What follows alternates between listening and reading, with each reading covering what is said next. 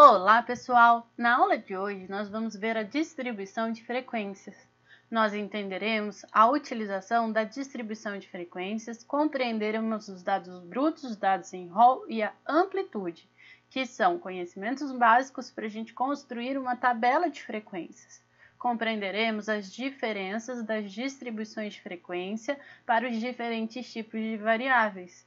Aprenderemos a subdividir as variáveis quantitativas em classes e aprenderemos a construir gráficos para as distribuições. Então vamos lá? A distribuição de frequência nada mais é do que uma tabela que resumirá os dados nas frequências observadas por classes ou categorias das variáveis estudadas. A organização dos dados em tabelas de frequência nos proporciona um meio eficaz para estudar as características de interesse. Assim sendo, pessoal, nós aprenderemos como construir as tabelas de frequência que irá diferir de acordo com o tipo de variável estudada, qualitativa e quantitativa. Para começar, nós temos que entender as diferenças entre dados brutos e dados em Hall. Por exemplo, nós temos aí a nota de 5 alunos da disciplina de estatística, que nós pegamos lá da pauta, 65, 75, 95, 82 e 45. Tá? Esses dados não estão ordenados, simplesmente nós retiramos da pauta e colocamos aí. Tá? Então, nesse caso, nós temos os dados brutos, que são os dados coletados que ainda não foram numericamente organizados, ok? Que são os dados em Hall, então? Os dados em Hall são os dados organizados em ordem crescente ou decrescente de grandeza. Por exemplo, nós temos aí as nossas notas dos 5 alunos de estatística organizados em ordem crescente, 45, 65, 75, 82 e 95. Após nós organizarmos os dados em Hall, nós podemos calcular a amplitude total de uma forma bem fácil. Tá? O que é a amplitude total? A amplitude total é a diferença entre o maior valor menos o menor. Tá?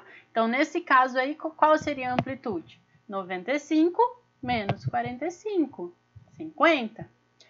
Para as variáveis quantitativas contínuas ou quantitativas discretas, que apresentam muitos valores diferentes, é apropriado apresentar as distribuições de frequências, tabelas de frequência, com os dados separados em classes de valores. Essas classes, elas vão ter um limite inferior e um limite superior, um valor menor e um valor maior, tá? Então, a amplitude total ela é subdividida em várias classes. Vamos supor que nós tenhamos aí a primeira classe, que seja da nota 40 à nota 50. Então, o limite inferior é o 40, a menor nota, o limite superior 50. A próxima classe iria de 50 a 60.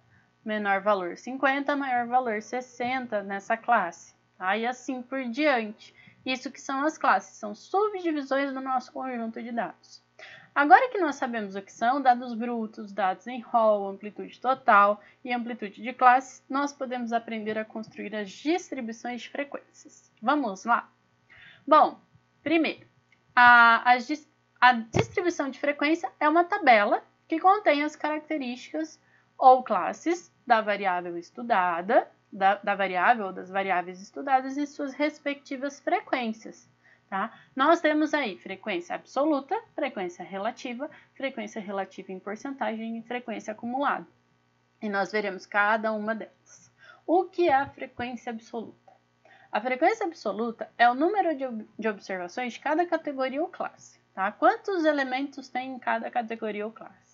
Já na frequência relativa, é a frequência absoluta da categoria ou classe dividido pelo número total de observações. Então, o número total de elementos. A frequência relativa em porcentagem, basta pegar o valor da frequência relativa e multiplicar por 100. Tá? Então, nós temos aí o valor em porcentagem. A frequência acumulada é a frequência absoluta da classe somada à frequência acumulada da classe anterior. Tá? Então, é dessa forma que nós encontramos as frequências para nós preenchermos a nossa tabela da distribuição de frequência. Então, vamos lá. Vamos ao exemplo para a gente colocar a mão na massa. Vamos supor que nós temos uma variável qualitativa. Tá?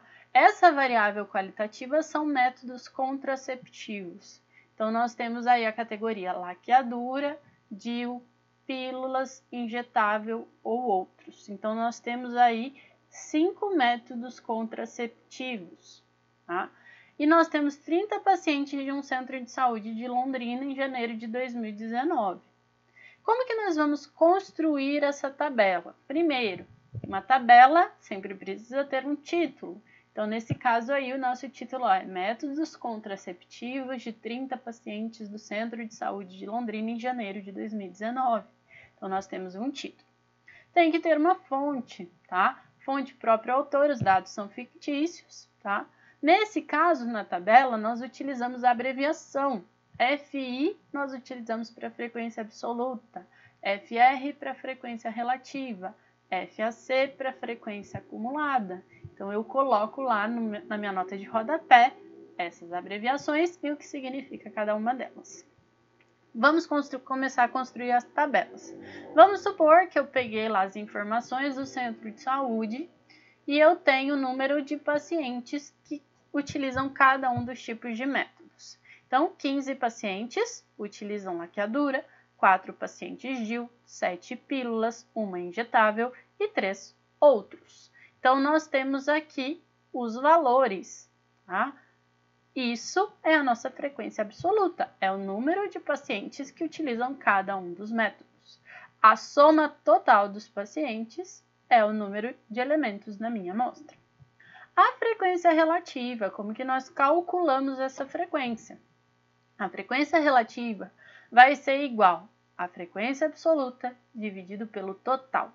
Então, 15 dividido por 30, 0,50. 4 dividido por 30, 0,13.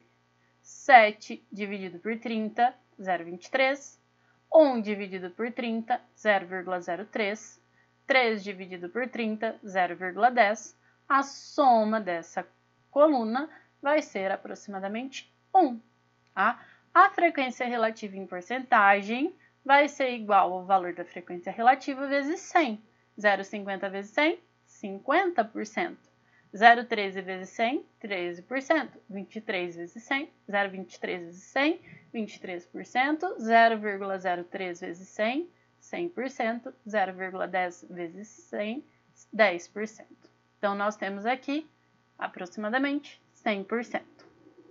A frequência acumulada, como que nós fazemos? Na primeira linha, pessoal, nós repetimos o primeiro valor, que é 15, que é o primeiro valor de frequência absoluta.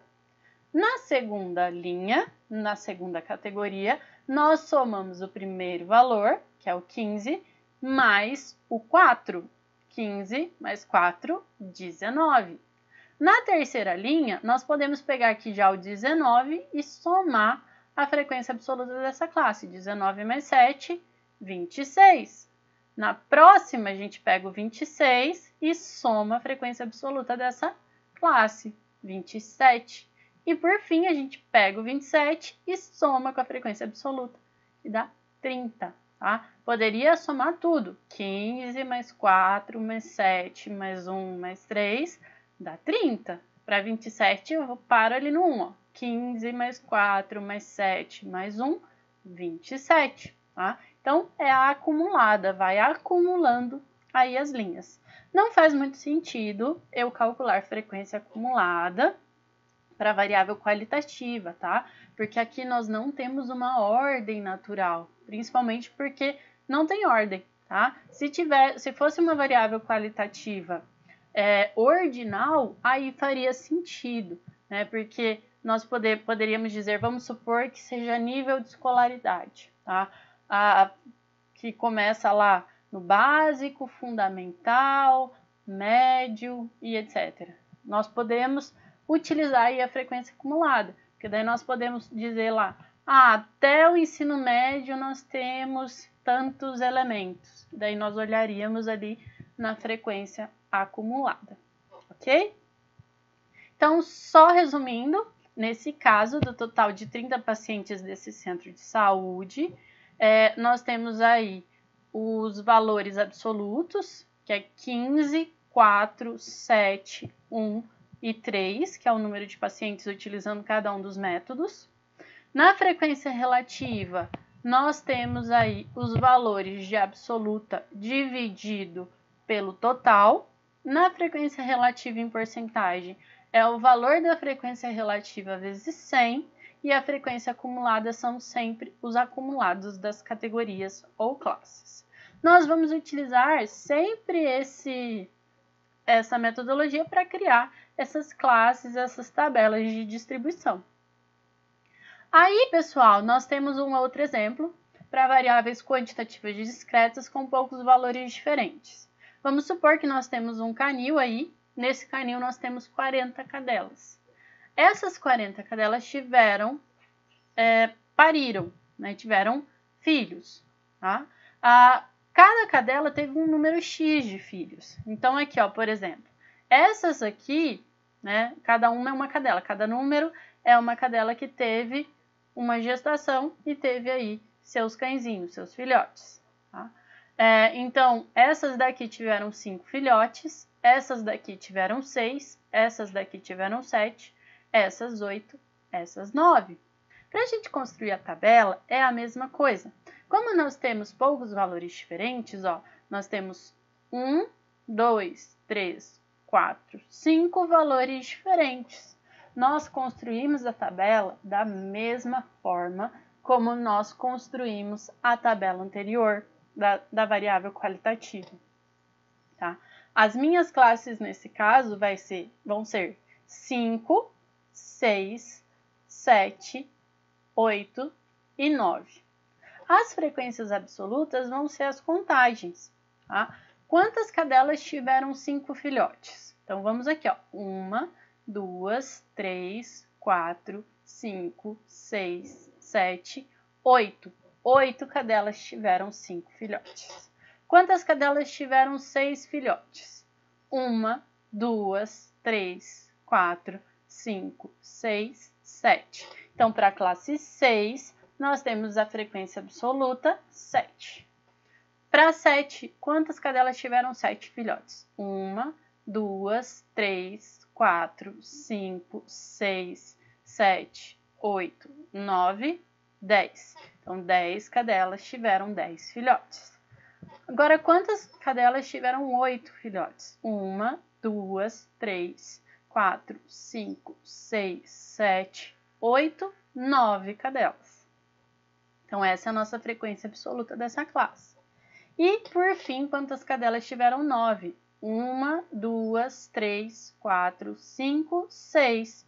6 cadelas tiveram 9 filhotes. Então, vamos lá, né? Então, basta aqui, ó, as categorias vão ser o número de filhotes por cadela. A frequência absoluta é o quanto eu tenho de animais, de elementos aí para cada categoria. Então, 8 cadelas tiveram 5 filhotes, 7 cadelas tiveram 6 filhotes, 10 cadelas tiveram 7 filhotes, 9 cadelas tiveram 8 filhotes e 6 cadelas tiveram 9 filhotes nesse canil no ano de 2019. Tá totalizando aí 40 cadelas, ok? Então, nós temos aí os números. A frequência relativa vai ser igual ao número de observações dividido por 40.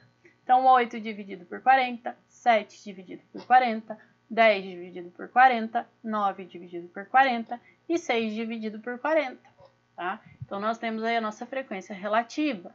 Frequência relativa em porcentagem são esses valores multiplicados por 100, né, o resultado da frequência relativa multiplicado por 100.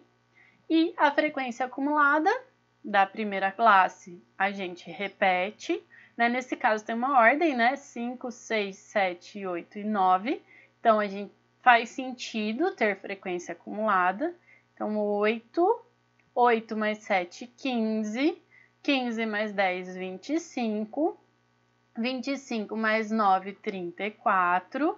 34 mais 40, aliás, 34 mais 6, 40, né? Repetimos aí o valor do total, né? Então, tem que sempre resultar no total aí a última linha de frequência acumulada, ok?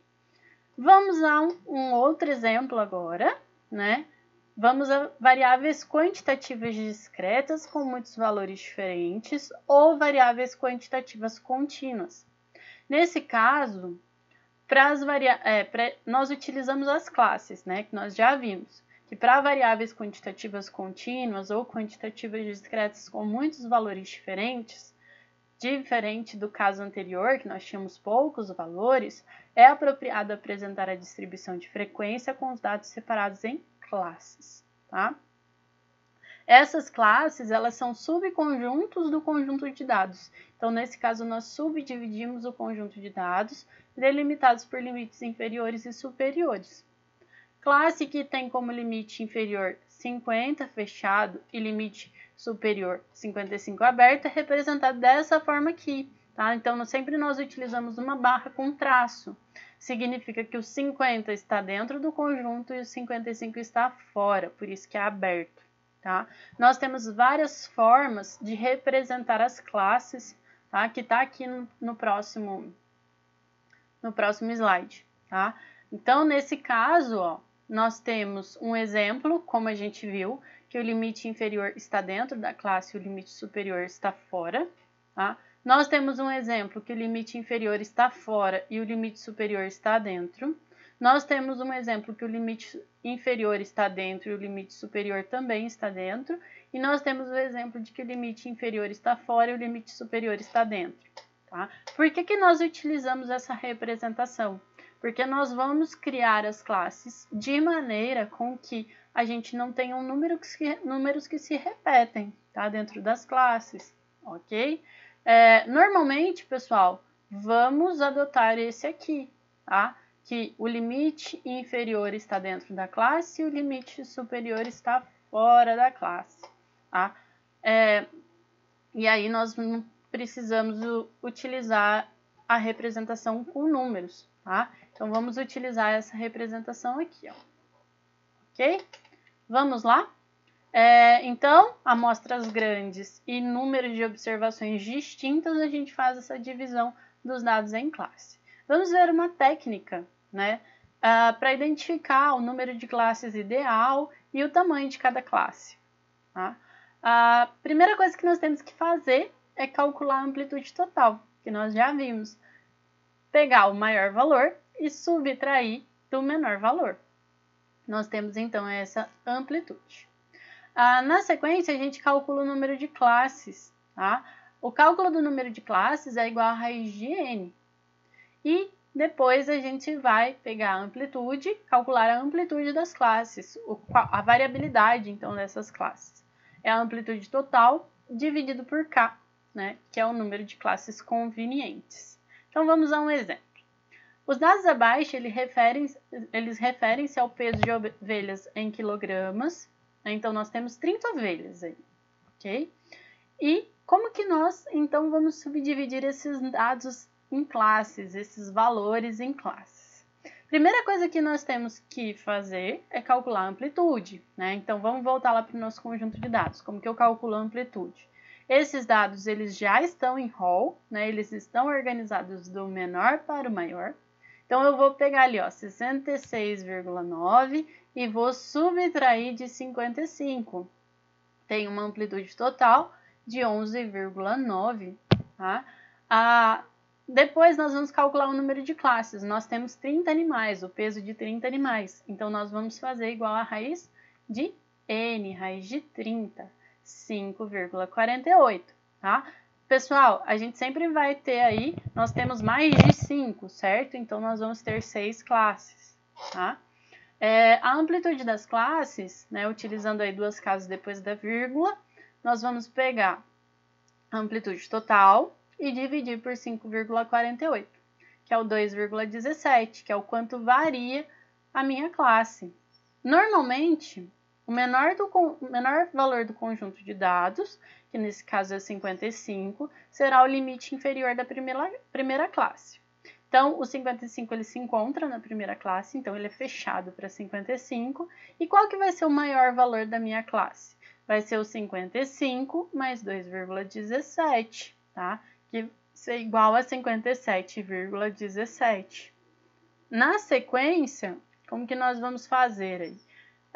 Nós vamos pegar o 55,17, que vai ser o limite inferior da segunda classe, mais 2,17, nós temos 59,34, vai ser o limite superior. Vamos repetindo. Na terceira classe, repete o limite superior da segunda, que está contido na terceira classe. Aí, soma-se mais 2,17, que vai dar 61,51. A gente repete, então vai dar 61,51. O limite superior vai ser 61,51 mais 2,17. Repete ali o limite superior para o limite inferior da próxima classe, 63,68. Aí eu pego esse valor e somo 2,17, 65,85. E por fim, repito 65,85 como limite inferior da próxima classe. E o limite superior vai ser 65,85 mais 2,17, tá? Então, nós temos aí todas as classes preenchidas, né? Lembra que nós tínhamos 58,48 classes, mais do que 5? Então, nós temos 1, 2, 3, 4, 5, 6 classes, tá? E como que nós vamos calcular aí as frequências? E antes de calcular as frequências, vocês podem reparar que nós temos uma coluna a mais, uma coluna diferente das tabelas anteriores, tá? Que é essa coluna aqui do XI. O que significa o XI? O XI, pessoal, é o ponto médio, tá? É o ponto médio das classes. Então, nós calculamos esse ponto médio. Como que nós fazemos isso? Ponto médio é igual à média aritmética dos dois limites das classes. Por exemplo, nós temos a classe que vai de 55 a 57,17. Qual que vai ser o ponto médio dessa classe? Eu vou pegar 55, acrescer, né, somar aos 57,17 e dividir por 2. Né? Basta fazer aí uma média aritmética, que vai dar 56,09. E faço isso para todas as classes. Como que eu calculo frequência absoluta? Né? Já está preenchido aí, ó, frequência absoluta, frequência relativa em porcentagem e frequência acumulada. Mas como que eu vou fazer esse cálculo? Como que eu vou encontrar aí esses valores de frequência absoluta? A primeira classe, ela vai de 55 a 57,17 kg. Tá? A segunda classe vai de 57,17 a 59,34 kg. Nós vamos ver, né, de todas as classes, quantos elementos estão entre esses intervalos. Então, na primeira classe, quantos elementos pesam entre 55 e 57,17?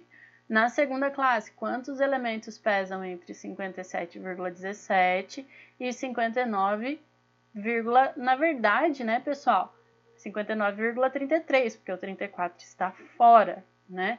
Na terceira classe, quantos elementos estão entre 59,39 e 61,5? Na quarta classe, quantos elementos estão entre 61,51 e 63,67? Tá? Então, vamos fazendo isso para todas as classes. Vou voltar lá no nosso conjunto de dados para a gente fazer essa contagem. Tá? Então, nós temos aqui os nossos 30 valores, tá? E aí eu vou falando das classes para vocês. A primeira classe, os elementos têm entre 55 e 57,17 kg. Então, vamos lá, pessoal. O primeiro elemento tem 55, ele está nessa classe. O segundo elemento, 55,5, também. O terceiro elemento, 56,3, também. O quarto elemento, também, 57,1. O quinto elemento tem 57,7 kg. O limite da nossa primeira classe vai até 57,17. Então, esse elemento se encontra fora. Então, nós vamos 1, 2, 3, 4 é a nossa frequência absoluta na nossa primeira classe. Ok? Da próxima, vamos lá. A próxima classe vai de 57,17 a 59,34. Então, tá. O 57,7 está dentro dessa classe. O 57,8 também. Então, já temos aí dois elementos. 58 também, 3 elementos. 58,4 também, 4 elementos. 59,2 também. O próximo é 60, está fora, tá? Então, nesse caso, nós temos 1, 2, 3, 4, 5 elementos nessa classe, tá? Então, 5 é a nossa frequência absoluta dessa classe. A próxima classe vai de 59,34 até 61,51. O 60 se encontra nessa classe, então 1 elemento. 60,5 também 2 elementos. 61 também 3 elementos. 61,3 também 4 elementos. O limite superior dessa classe é 61,51. Então, nós temos aí só esses 4 elementos fazendo parte dessa classe. A próxima classe, pessoal, vai de 61,51 a 63,68. Então, vamos lá. O 62 está dentro dessa classe, então 1 elemento. 62,7 também está dentro dessa classe, 2 elementos. 63,1 também está dentro dessa classe, 3 elementos. Tá? Então, nessa classe, nós temos a frequência absoluta 3. A próxima classe vai de 63,68 a 65,85, 84, né? Então, vamos lá. 63,7 está? Sim, 1. 63,8 também, 2. 63,9, 3. 64 também, 4. 64,5 também, 5. 64,7 também, 6. 65 também, temos 2 65, então 7, 8. 65,2 também, 9. 65,5, 10. Então, nessa classe, nós temos 10 elementos. Essa classe vai até 65,85. O próximo elemento é 66, vai estar na próxima classe. A próxima classe vai de 65,85 a 68,02. Então, são todos os demais elementos, ó, 66, 66,3, 66,8, 66,9, um total aí de 4 elementos. Então, nós conseguimos aí preencher a nossa frequência absoluta. Como? Contando o número de elementos que estão dentro do intervalo. Lembrando aqui, ó, que na primeira classe vai de 55, porque o 55 está dentro, a 57,16, porque o 57,17 está fora, está aberto para o 57,17. Então, nós temos aqui as frequências absolutas 4, 5, 4, 3, 10 e 4, totalizando 30 elementos na nossa amostra. A frequência relativa é como a gente já viu, 4 dividido por 30, 5 dividido por 30, 4 dividido por 30, 3 dividido por 30, 10 dividido por 30, 4 dividido por 30. Então, nós temos as nossas frequências relativas 0,13, 0,17, 0,13, 0,10, 0,33, 0,13. Frequência relativa em porcentagem. Basta multiplicar a frequência relativa por 100. 13, 17, 13, 10, 33 e 13. Já a frequência acumulada da primeira classe vai ser igual à frequência absoluta. Da segunda classe, 4 mais 5, 9. Da terceira classe, 9 mais 4, que é a frequência absoluta da terceira classe, 13. Da quarta classe, 13 mais 3, 16. Da quinta classe, 16 mais 10, 26. E da última, sexta classe, 26 mais 4, totalizando igual ao total de elementos 30. Nesse caso, nas variáveis quantitativas ou variáveis quantitativas contínuas ou discretas, é importante calcular o ponto médio, porque o ponto médio serve para a gente encontrar as medidas estatísticas por meio de uma distribuição de frequência. Medidas estatísticas como média, variância, ok? Essas distribuições de frequência fornecem também dados para nós construirmos gráficos da distribuição. O primeiro gráfico que nós vamos ver é o gráfico de histograma, tá? Então, nós temos um exemplo aí, que é a distribuição de frequência das notas dos alunos de estatística no ano de 2018. Nós temos aqui o ponto médio e nós temos aqui a frequência absoluta, totalizando aqui 50 alunos, tá? Então, temos um total de 50 alunos, 2 alunos tiraram a nota entre 0 e 2 pontos, 10 alunos tiraram entre 2 e 4 pontos, 20 alunos tiraram entre 4 e 6 pontos, 14 alunos tiraram entre 6 e 8 pontos e 4 alunos tiraram entre 8 e 10 pontos.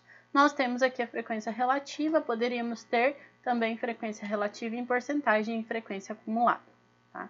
Eu diminuí a tabela só para a gente ver o gráfico um pouquinho maior. Então, num dos eixos, nós vamos ter então os limites. Limite inferior da primeira classe, 0. Superior da primeira classe, 2. De 0 a 2, eu tenho aqui as nossas frequências, tá? Nesse caso, frequência absoluta, mas poderia ter construído o histograma com frequência relativa em porcentagem. Não tem problema, o gráfico ia ficar da mesma forma, tá? Então, de 0 a 2, eu tenho 2 alunos. De 2 a 4, eu tenho 10 alunos. De 4 a 6, eu tenho 20 alunos. De 6 a 8, eu tenho 14. E de 8 a 10, tenho 4 alunos, tá? Então, o histograma é como se fosse um gráfico de colunas que nós já vimos na aula passada, em que os retângulos se encontram justapostos e cada retângulo tem como base no eixo horizontal a amplitude do intervalo e como altura as respectivas frequências, que pode ser absoluta ou relativa. E aqui nós temos aí o nosso exemplo de histograma. Vamos para o próximo exemplo, que é o polígono de frequência. O polígono de frequência ele pode ser usado como uma alternativa para o histograma. Para se traçar o polígono de frequência, marca-se os pontos de acordo com os pontos médios de cada classe no eixo horizontal e as frequências da respectiva classe, e finalmente unimos esses pontos. Aqui nós temos o exemplo do polígono de frequências da mesma tabela anterior, da distribuição de frequência das notas dos alunos de estatística de 2018. Tá? Então, nós vamos sempre marcar aqui no ponto médio. A gente inicia no 0, tá? E aí, nesse caso, a gente vai iniciar no 0, né? Então, no 0 a gente marca 0. No outro, aqui é o limite inferior da primeira classe, né? Aí, no outro ponto médio, que é 1, né? A gente vai marcar a frequência 2, que é a frequência absoluta de 2 alunos. Na sequência, no próximo ponto médio, que é o 3, a gente vai marcar um pontinho aqui, que é 10 alunos. No próximo ponto médio, que é o 5, nós vamos marcar 20. Então, aqui é 20. No outro ponto médio é o 7.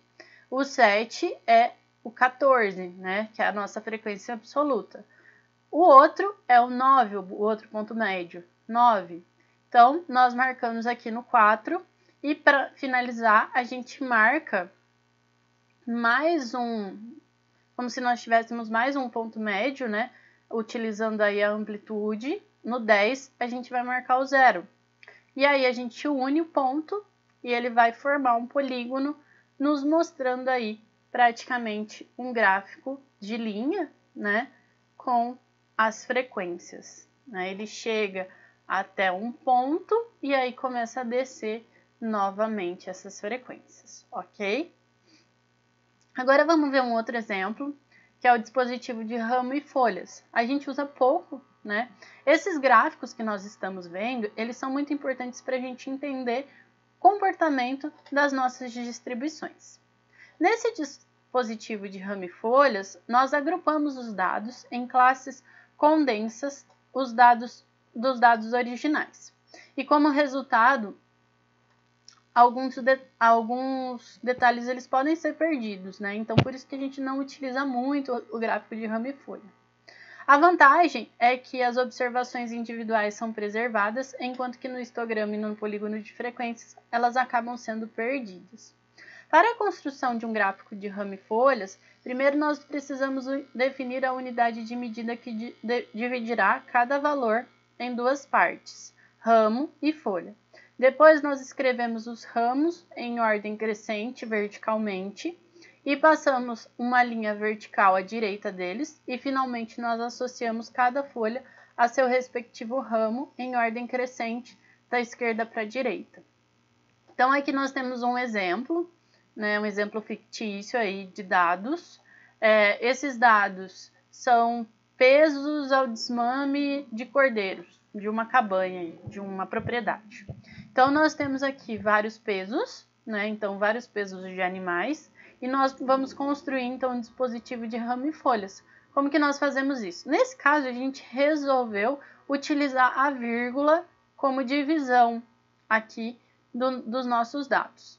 Então, a gente vai pegar aqui, ó, o 12, o 14, o 16, o 18, o 20 e o 22, que vão estar aqui no ramo.